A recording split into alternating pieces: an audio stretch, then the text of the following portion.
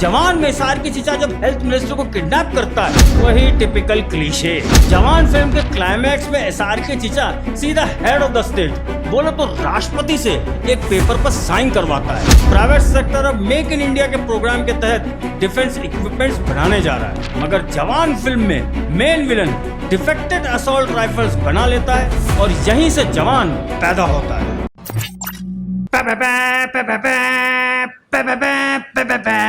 I am back. जवान जवान जवान, क्या मूवी है भाई, क्या मूवी है। कसम से ऐसी मूवी बरसों बाद आई है। आज आप लोगों को मैं बताऊंगा कि वाई जवान is a must watch film for every Indian. तो चलिए शुरू करते हैं।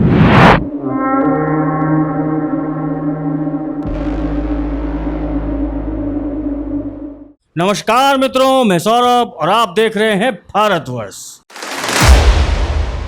जवान फिल्म शुरू होती है एक मम्मीफाइड वर्जन ऑफ एसआरके से, जो नॉर्थ ईस्ट के बॉर्डर पर एक गांव को अकेले बचाता है और उसका लौंडा अपनी 6 लड़कियों वाली टीम के साथ समाज सुधारक बनकर बड़े बड़े कारनामे सर अंजाम देता है। मूवी में एक नहीं दो हीरोइंस हैं। एज हीरो भी डबल है, विलन भी मल्टीपर्पज बिजनेसमैन है। बोलो तो ऐसा बिजनेसमैन जो सुई से लेकर हथियार तक सब बनाता है, लाखों लोगों को एम्प्लॉयमेंट भी देता है।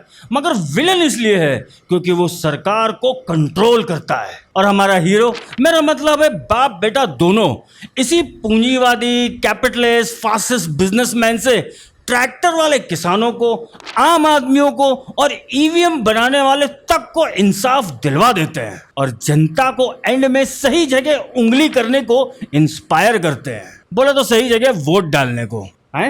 ये मूवी का प्लॉट है या किसी एजेंडा इलेक्शन 2024 का? If you can not convince them then confuse them. भाई है तो ये मूवी, मगर इस मूवी के रियल कॉन्सेप्ट को समझना है तो भारतवर्ष के पेलम पिलाई घाट के तंदूर में आना पड़ेगा। ये नया सेक्शन है, इसमें एजेंडाओं का एनालिसिस भी होता है और उनका तंदूरी रोस्ट भी होता है विथ गरम मसाला।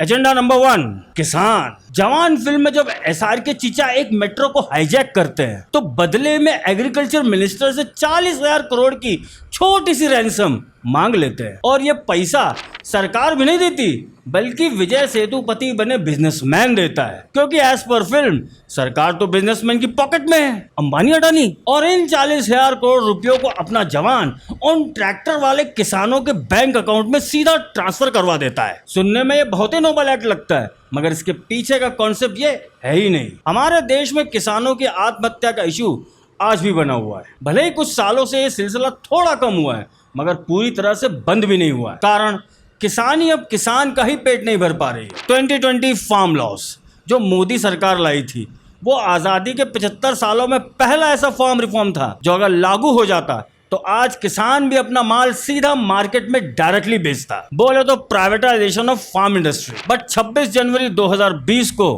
क्या हुआ था, याद है ना? ट्रैक्टर वाले किसानों ने लाल किले पर तिरंगा उतार कर कौन सा झंडा लगाया था और फार्म बिल वापस हो गया था। मगर क्या बिल वापस होने से किसानों को कोई भी फायदा हुआ था? बट बीफ पुट के जवान ने सिखा दिया ना कि किसान को फायदा कैसा पहुंचाना है। बस फ्री की रेवड़ियां बांटो और किसानों को और गरीब बनाए रखो। क्योंकि अगर किसान इंडिपेंडेंट हो गया तो कनाडा से जो दाल आज भी इंपोर्ट कर रहे हैं वो बंद हो जाती ना। और रही बात 95% किसानों की, वो सरकार को ही गाली बकेंगे। ऐसा कानून जो वापस ले लिए, मोदी में रीढ़ की हड्डी नहीं है, मोदी जी जवाब दो। इतने दांत मत पीस, दांत टूट के गिर जाएंगे।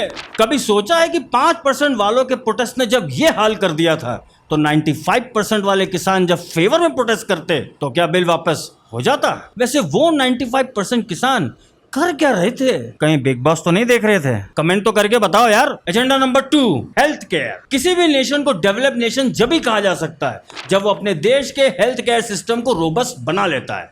और हमारा देश इसलिए भी आज भी डेवलपिंग नेशन है, जहां आज भी हेल्थ केयर एक मेजर इशू है। भारतवर्ष पर हमने दमन मूवी का एनालिसिस किया था। और बताया था कि कैसे 2015 तक उड़ीसा में मलेरिया कैसा पेंडेमिक बन गया था और ऑन ग्राउंड उड़ीसा के ही गांव के लेवल के डॉक्टर्स ने गवर्नमेंट के ऑफिसर्स के साथ मिलकर कैसे पूरे 60 के ऊपर डिस्ट्रिक्ट्स को मलेरिया मुक्त किया था। बट जवान मिसार की चीचा जब हेल्थ मिनिस्टर को किडनैप करता है, वो भी गोली मारकर, तो उसकी अगली डिमांड यही होती है कि सिर्फ 5 घंटे में देश के सारे सरकारी हॉस्पिटल्स में मेडिकल फैसिलिटीज पूरी तरह से हाईफाई हो जाए, वरना टूटी हुई बेंच वाली सरकारी अस्पताल में ही हेल्थ मिनिस्टर का ऑपरेशन होगा। वाह, क्या क्रांतिकारी विचार है।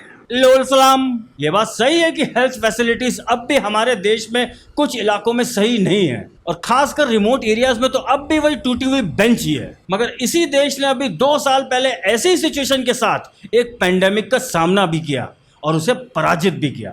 Oxygen cylinders, mask, PP kit से लेकर हर छोटे छोटे मेडिकल इक्विपमेंट हमारे देश ने यहीं बनाया।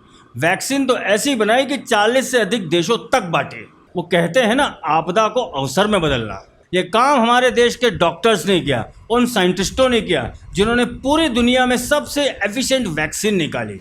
मगर एज पर बीफ फूड अब भी हमारा देश 80 के दशक में जी रहा है और हॉस्पिटल के डीन से लेकर हेल्थ मिनिस्टर तक सब बिके हुए हैं जी, बोले तो सब मिले हुए हैं जी। तो कोई बात नहीं, हमारे सर जी का मोहल्ला क्लिनिक दिखा देते। I.N.D.I.A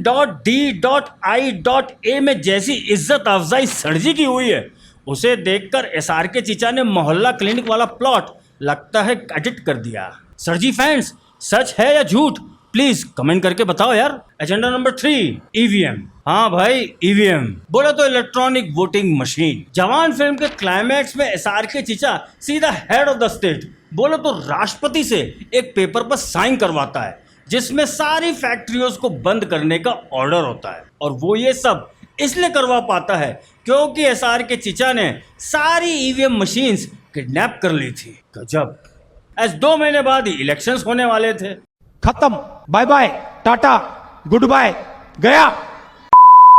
काफी इन्वायरमेंटल सोच है अपने जवान की, असली बुद्धिजीवी। सारी दुनिया के इकोलॉजिकल बैलेंस का जिम्मा अपना पठान लेगा, मेरा मतलब है जवान लेगा। तमिलनाडु में कुछ साल पहले कॉपर इंडस्ट्री को लगने से पहले ही प्रोटेस्ट के चलते बैन कर दिया था। मगर एंड रिजल्ट क्या हुआ था? यही कि अगले साल से ही भारत कॉपर भी इंपोर्ट करने लगा। सरदार सरोवर बांध का प्रोटेस्ट तो दशकों चला और 30 साल बाद लोगों को समझ आया कि इस प्रोटेस्ट से फायदा हुआ या नुकसान। जिनको फायदा पहुंचना था वो तो पहले ही पहुंच गया। महाराष्ट्र के मुंबई में आर्य फॉरेस्ट के प्रोटेस्ट के नाम पर कितने पेड़ काटे और कितने इन्फ्लुएंसर्स उगे, ये तो अब सबको पता पड़ चुका है। 100 रुपए ट्वीट, 100 रुपए ट्वीट, ऐसे कई एग्जाम्पल्स हैं। अगर गूगल करोगे और अपने देश की सोशलिस्ट कम वामपंथी इकोनॉमी की ग्रोथ देखोगे तो पता पड़ेगा कि किस किस ने कितना कितना मामू बनाया है। Global warming issue, ecological balance, ये अत्यंत जरूरी है और ये बात भी सही है कि अब भी इस पर काफी काम करने की जरूरत है। मगर क्या इतने सालों में हर इंडस्ट्री का हर प्रोजेक्ट एनवायरमेंट विरोधी होता है? एम्प्लॉयमेंट कहां से आएगा? ये डायलॉग विलन बोलता है, ऐसे तो वो बिजनेसमैन है ना। और बीफूड ने 70s से यही तो नैरेटिव बना रखा है कि जो पैसे वाला है, स्पेशली किसी मिल का मालिक या कोई बिजनेसमैन, वही बुरा आदमी। तो क्या टाटा, बिरला, अंबानी, महिंद्रा और अडानी, इन सबको भी अपना अपना धंधा बंद कर लेना चाहिए और फिर से हम लोग सिर्फ सरकारी क्लर्क की नौकरी पर रह जाएं और बेरोजगार क्रांतिकारी बन जाएं? एंटरप्रेन्योर क्यों बने? नहीं, वही टिपिकल क्लीशे। हाइडेनबर्ग ने जो अडानी पर हिट जॉब किया था, उससे अडानी का घाटा हुआ था या निशाना कहीं और था? प्राइवेट सेक्टर अब मेक इन इंडिया के प्रोग्राम के तहत डिफेंस इक्विपमेंट्स बनाने जा रहा है, मगर जवान फिल्म में main villain defected assault rifles बना लेता है और यहीं से जवान पैदा होता है ना। अभी से ये कैसे नैरेटिव की तैयारी कि देखो कि अडानी, अंबानी, टाटा ने अगर हथियार बनाए तो देख लेना ऐसे ही होगा। इसीलिए सिर्फ अमेरिकन कंपनी से ही हथियार खरीदना। राफेल के समय की नौटंकी याद आई? जवान movie is not a movie but a manipulated propaganda virus, जिसकी वैक्सीन क्या होगी वो आप डिसाइड करेंगे। कमेंट करके बताओ जिन लोगों को द कश्मीर फाइल्स और द केरला स्टोरी आज भी प्रोपेगेंडा मूवी लग रही है, डिस्पाइट कि आज भी कश्मीरी पंडितों को न्याय नहीं मिला, डिस्पाइट कि आज भी ना जाने कितने ही लवजे के केसेस आ रहे हैं, उनके लिए ये जवान अ मस्ट वॉच फिल्म। और एंड में संजू बाबा भी एक मलयाली बनकर एसआरके की मदद करते हैं। मतलब भाई रेवड़ी से लेकर वायनाड तक सब नाप दिया। कहते हैं हमको प्यार से इंडिया वाले, ये गाना ऐसे ही नहीं बना था। और अब ये 3 एजेंडाओं के साथ एक ऐसा रीजन भी दे देता हूँ कि अब आप लोग डिसाइड करेंगे कि जवान देखें या जवान पेलें। इनको तो जानते ही होंगे आप, स्टालिन का लौंडा उदयनिधि स्टालिन, जिसने सनातन को इरेडिकेट करने की घोषणा करी है। उसकी company red giant is one of the main distributors of जवान इन साउथ। अब भाई इंडिया वालों की फिल्म है ना, तो भैया डिस्ट्रीब्यूशन तो घर के लोग करेंगे ना। सार के चिचा, इतना ही पॉलिटिकल जाना था तो भाई खुलकर पॉलिटिक्स ज्वाइन करो ना। ये मूवीज के माध्यम से बिग बॉस वाली जनता का बिग सी क्यों बना रहे हो? Come on Pathaan, bring it on. और अब चलते चलते आप सभी के साथ के कारण ही हम आज अपने इस नए सेटअप में आ गए हैं, भारतवर्ष ओन स्टूडियो। एज इससे पहले के सारे वीडियोस मेरे बेडरूम के कोने के ही थे। एज जगह भी नापतोल करके यूज करनी पड़ती थी। और आपका सिल्वर बटन भी आ गया है सिर्फ आप लोगों की वजह से। अब खत्म हुआ वनवास, फिर से डालेंगे वामी कामी इस्लामियों में बांस। अगर आप भी जवान की जवानी को पेलना चाहते हैं तो इस वीडियो को लाइक, कमेंट, शेयर और चैनल को सब्सक्राइब अवश्य करें, क्योंकि इस नए भारत के भाग्य विधाता हम हैं। धन्यवाद।